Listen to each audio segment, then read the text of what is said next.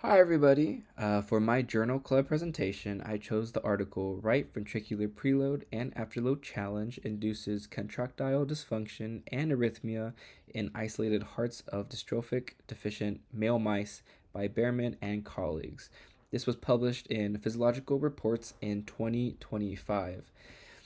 This paper looks how Duchenne muscular dystrophy destroys the heart, especially the right ventricle.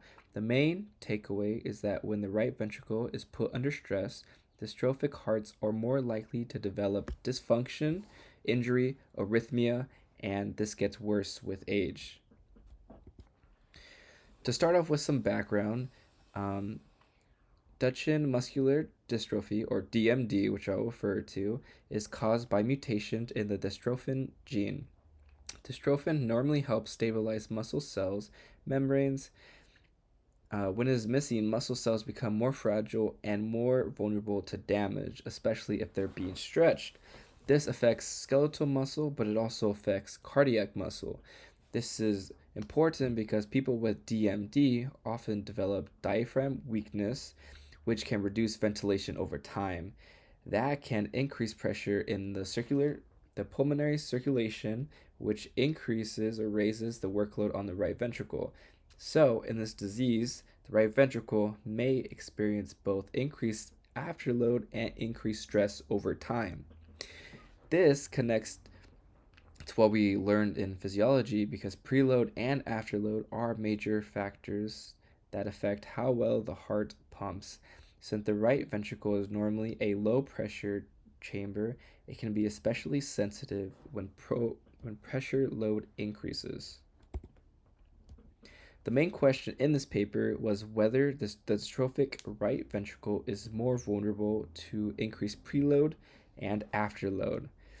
The authors predict that if they expose dystrophic mouse hearts to the sustained RV load challenge, those hearts would show more dysfunction and more arrhythmia than normal hearts. They also wanted to see whether this got worse with age. This question matters because RV dysfunction appears early in DMD, and patients with DMD are also known to have higher risk of ventricular arrhythmias. For the methods, the research used mice, wild type mice, male wild type mice, and dystrophic deficient mice. They divide them into two age groups: young mice that were the age of 2 to 6, and middle aged mice when they were 8 to 12 months old. They used an isolated heart preparation. The hearts were first placed under baseline conditions, and then the researchers applied a right ventricular load challenge using a preload of 10 millimeters of mercury and an afterload of 20 millimeters of mercury for 30 minutes. The main thing they measured was right ventricular pressure development, was reflected contractile function, EKG records for arrhythmia, and LDH release as a marker of cardiac disease. So, overall, the design was set up to directly test how well the dystrophic RV handles mechanical stress. For figure 1, this figure shows what happens to right ventricular pressure development in the middle-aged mice. At baseline, the wild type and dystrophic hearts look pretty similar, but once the load challenge started, the dystrophic hearts produced less pressure. Their pressure development was slightly lower at the beginning of the challenge and even lower by the end. The decline over time was also significantly greater in the dystrophic hearts. So, physiologically, this means that the middle aged dystrophic right ventricular just could not maintain contractile performance when it was forced to just work harder. That suggests that with the age, the RV, right ventricular, loses its ability to compensate for the increased load. For figure 2, this figure focuses on arrhythmias and cardiac injury.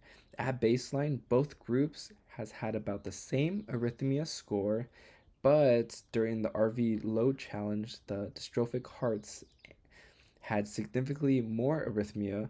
The most dramatic finding was that the ventricular tachycardia happened only in the middle-aged mice dystrophic hearts. The author also measured LDH release, which is a marker of tissue damage, and that was significantly higher in the dystrophic hearts after the challenge. So these challenges show that after show that the low challenge caused both electric instability and physical injury in the dystrophic hearts. That fits the idea that without dystrophin, the myocardium is more fragile and more likely to respond abnormally to stretch. One of the most interesting parts of this discussion is the age difference, the age related difference. The young dystrophic hearts were actually more contractile at baseline, which may mean that they were compensating early in the disease. But even with the young group, the dystrophic hearts still show more arrhythmias and more LDH release after loading.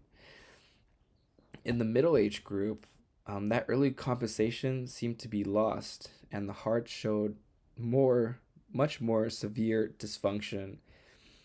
So the authors concluded that the dystrophic right ventricles became less able to handle sustained loading as the disease progressed. Clinically, this suggests that prolonged right ventricular stress, like from poor ventilation or pulmonary hypertension, may increase the risk of serious arrhythmias in DMD patients.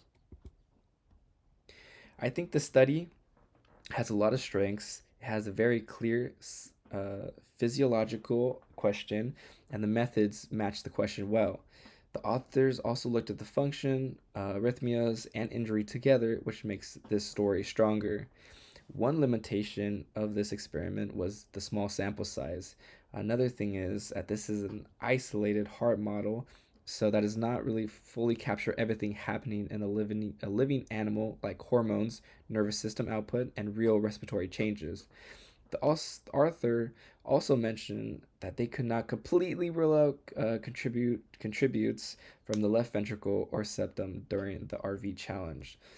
For future research, it would be useful to test these ideas in vivo and to see whether treatments that reduce pulmonary pressure, improve calcium handles, or protect the cell membrane could reduce the RV dysfunction and arrhythmia. In conclusion, this study shows that dystrophin deficient hearts, especially in middle aged mice, are much more vulnerable to right ventricular load stress.